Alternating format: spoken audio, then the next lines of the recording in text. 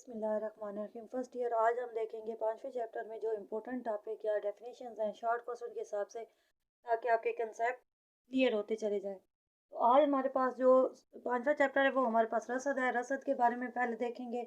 आपको पता होना चाहिए कि रसद क्या होती है। रसद किसी शय की वो मिकदार जो है ख़ास अरसे वक्त में या एक ख़ास कीमत पर फ़रोख्त के लिए पेश की जाए। ठीक है, किसी चीज़ को जब आप फ़रोख्त के लिए पेश करते हैं तो वो रसद होती है। इसके साथ होता है एक लफ्ज़ ज़ख़ीरा, यानी किसी भी शय की वो मिकदार जो तैयार हालत में घरों गोदामों में महफूज हो जाए, यानी कि आप उसे फ़रोख्त के लिए पेश ना करें और महफूज कर लें, तो वो हमारे पास क्या होती है, ज़ख़ीरा होता है। तो फ़र्क याद रखिएगा। रसद क्या होती है, जो मिकदार आप मंडी में एक ख़ास कीमत पे फ़रोख्त करने के लिए पेश करेंगे वो आपके पास रसद होगी। और वो मिकदार जो आपने तैयार कर लिया है लेकिन आप मंडी में फ़रोख्त के लिए नहीं पेश करते, घरों में गोदामों में महफूज कर लेते हैं, वो मिकदार आपके पास ज़ख़ीरा कहलाती है। और किसी भी मुल्क में जो टोटल मिकदार होती है, किसी चीज़ की पैदावार होती है, वो रसद और ज़ख़ीरे को प्लस करने से आपको मालूम होती है। फिर कानूनी रसद की बात करें तो कानून हमारे पास हमने देखा था, दीगर हालात जूँ के तूँ रहें, यानी दीगर हालात में कोई तब्दीली ना आए और कीमत में इजाफा हो तो रसद फैल जाएगी। ठीक है, फैल जाती है यानी बढ़ जाती है, जबकि कीमत में कमी से रसद सुकड़ जाएगी या सुकड़ जाती है यानी कि कम हो जाती है। अब हमें पता चल गया रसद क्या होती है, ज़ख़ीरा क्या होती है। तो ज़ख़ीरे और रसद में फ़र्क के बाद हमने डेफिनेशन भी देख ली। अब इसी कानून के मुताबिक हम देखते हैं कि कीमत, रसद का इन्हिसार क्या होता है, कीमत पर होता है। और कीमत का बेसिकली ताल्लुक हाजिर क्यों कीमत लेता है, क्यों वसूल करता है, ताकि उसे मुनाफा हासिल हो। तो हम कहते हैं कि रसद का इन्हिसार बुनियादी तौर पर दो बातों पर है। ठीक है, तो इसी बुनियाद पर हम कह सकते हैं जो हमारे पास रसद के बारे में तफ़ाल बनता है, यानी रसद और कीमत के दरमियान, उसको हम लिख सकते हैं Q S is a function of P. ठीक है, बेशक कीमत का ताल्लुक क्या है, मुनाफे से होता है, लेकिन बेसिकली रसद जो है उसका रसद जो होती है वो बढ़ती या कम किस वजह से होती है, कीमत की वजह से। अब हम देखते हैं कि हमने कहा है कि कीमत पर इन्हिसार होता है और मुनाफे की वजह से एक आजिर चीज़ को पैदा करता है। अब देखते हैं कि झुकाव कैसा होता है। खत रसद का झुकाव, अगर हम इसकी बात करें तो झुकाव का ताल्लुक हमने कहा है कि रसद का इन्हिसार बेसिकली मेन फंक्शन में कीमत पर है। तो हम देखते हैं कि चूँकि कीमत और रसद में एक सिमत में तब्दीली वाक़या होगी, देखिए अगर कीमत बढ़ेगी तो मुनाफा बढ़ेगा, मुनाफा बढ़ेगा तो वो रसद को बढ़ाएगा। तो इसका मतलब है कि कीमत और रसद में क्या होगी, एक सिमत में तब्दीली वाक़या होगी। जब तब्दीली एक सिमत में रूनुमा होगी तो इसलिए इसका झुकाव क्या होगा, मुस्बत होगा। यानी कि अगर इसमें कमी है तो इधर भी कमी होगी, अगर इधर इजाफा होगा तो इधर भी इजाफा ही होगा। इस बिना पर आप कह सकते हैं कि खत रसद का झुकाव क्या होगा, मुस्बत होगा, यानी तकसीरी बढ़ता हुआ, यानी दोनों में तब्दीली एक सिमत में वाक़या होगी। इसके लिए हम, ये आपके पास एक छोटी सी डायग्राम मौजूद है। आपको पता है ओ वाई पर हम क्या लेते हैं, कीमत को, ओ एक्स पर मिकदार को। अब क्या हुआ, किसी वजह से कीमत बढ़ गई, कीमत में इजाफा हुआ, तो उस सूरत में क्या होगा, रसद में इजाफा, क्योंकि मुनाफा बढ़ जाएगा। तो आपने याद रखना है कि क्या होता है, इसका खत हमेशा नीचे से ऊपर की तरफ खत मुस्तकीम की सूरत में भी हो सकता है, पॉजिटिव किसी भी स्लोप में हो सकता है। ये याद रखिएगा कि इसका खात क्या है, कीमत में इजाफे से रसद में इजाफे को ज़ाहिर करे। ठीक है, तो इसका खात आपका क्या होता है, मुस्बत झुकाव रखता है।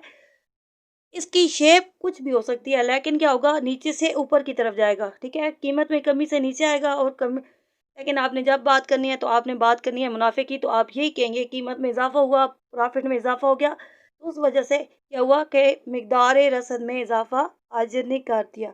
इसके बाद मफरूज़ात देख लेते हैं। अब कीमत हमें पता चल गई है, कीमत से इसका लिंक है और मुनाफे से।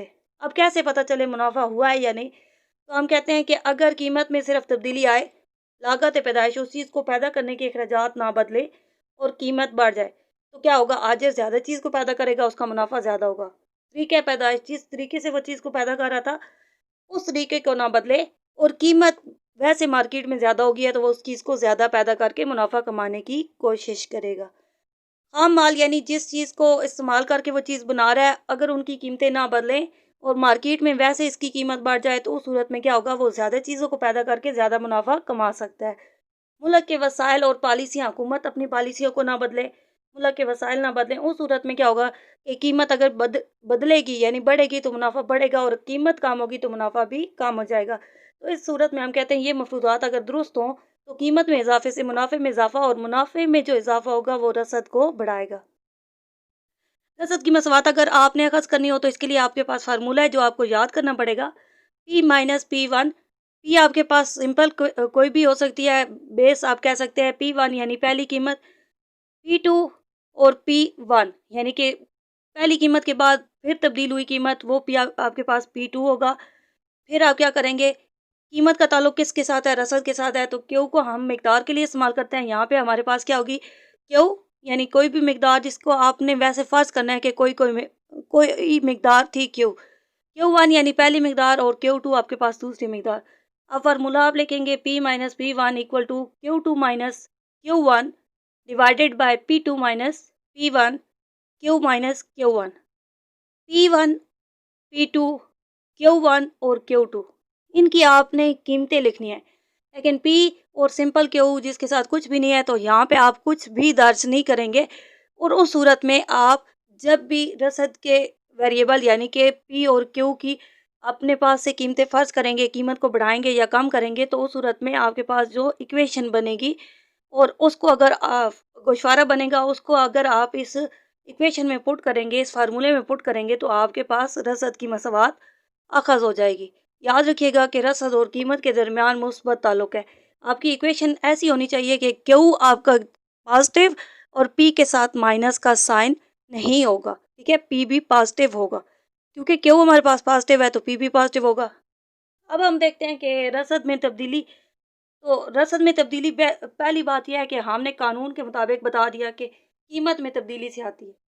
तो जब भी कीमत में तब्दीली से रसद में तब्दीली वाक़या होगी, तो इसकी वजह से क्या होगा, ख़त रसद पर हरकत होगी, ठीक है? उसी ख़त पर सिर्फ़ तब्दीली वाक़या होगी।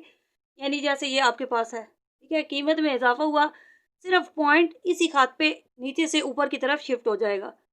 दूसरी सूरत होती है ख़त रसद की मुंतकिली। कई वजूहात होती हैं, यानी फ़र्ज़ करें मौसम बदल जाए, मुतबादिल अशया की कीमतें बदल जाएँ, या कोई ऐसी सूरत कि मतलूबा चीज़ की कीमत नहीं बदल रही लेकिन मिकदार क्यों तब्दील हो रही है, क्योंकि मौसम तब्दील हो गया, या उस जैसी किसी चीज़ की कीमत में तब्दीली की वजह से उसकी मिकदार में जो आएगी तब्दीली, यानी उस रसद को जो तब्दील करना पड़ेगा, वो हमारे पास होगी ख़त रसद की मुंतकिली।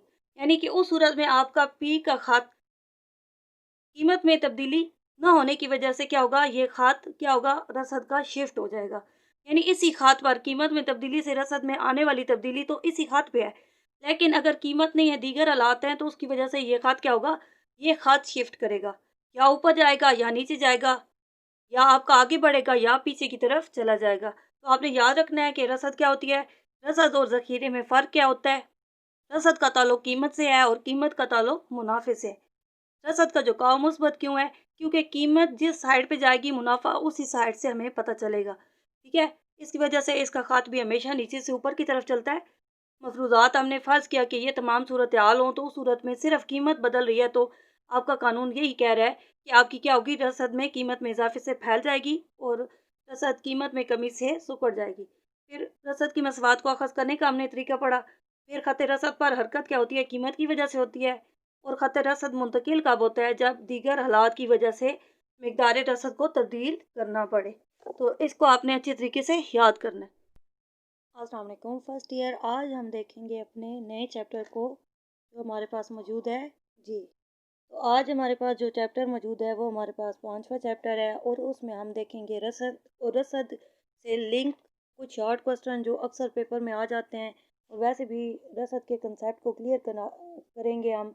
तो देखते हैं कि हमारे पास आज कुछ शॉर्ट क्वेश्चन मौजूद हैं। तो देखते हैं, हमारे पास पहला शॉर्ट क्वेश्चन मौजूद है। ये हमारे पास है, रसद रसद से मुराद किसी शय की वो मिकदार जो एक ख़ास वक्त में एक ख़ास कीमत पर फ़रोख्त करने के लिए पेश की जाए।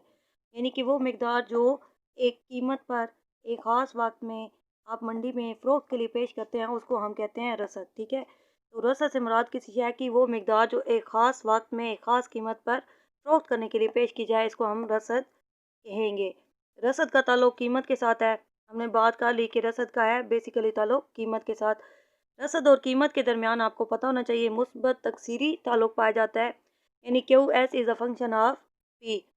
जैसे ही कीमत में इजाफा होगा, रसद बढ़ जाएगी, क्योंकि आजिर का मुनाफा बढ़ जाएगा। जैसे रसद में कमी होगी तो आपकी कीमत कम होने पर रसद में कमी होगी, क्योंकि आजिर का मुनाफा इस सूरत में कम होगा।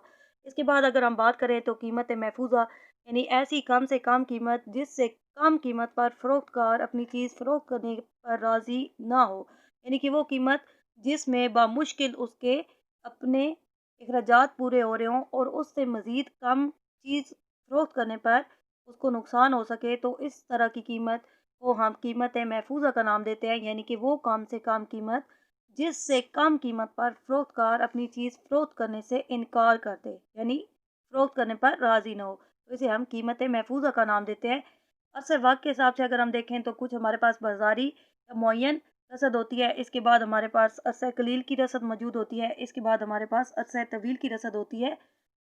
बाज़ारी या मुअय्यना रसद यानी ऐसी अशिया की रसद जिसकी कीमत में तब्दीली पर मिकदार में तब्दीली करना मुमकिन ही ना हो। ठीक है, इसे बाज़ारी रसद का नाम या मुअय्यना रसद का नाम दिया जाता है। यानी जिसकी रसद में कीमत में तब्दीली पर कोई ख़ास तब्दीली वाक़या ना हो, इसे हम मुअय्यना रसद कहते हैं। मसलन हमारे पास सब्ज़ियाँ, फल इस तरह की चीज़ें होती हैं।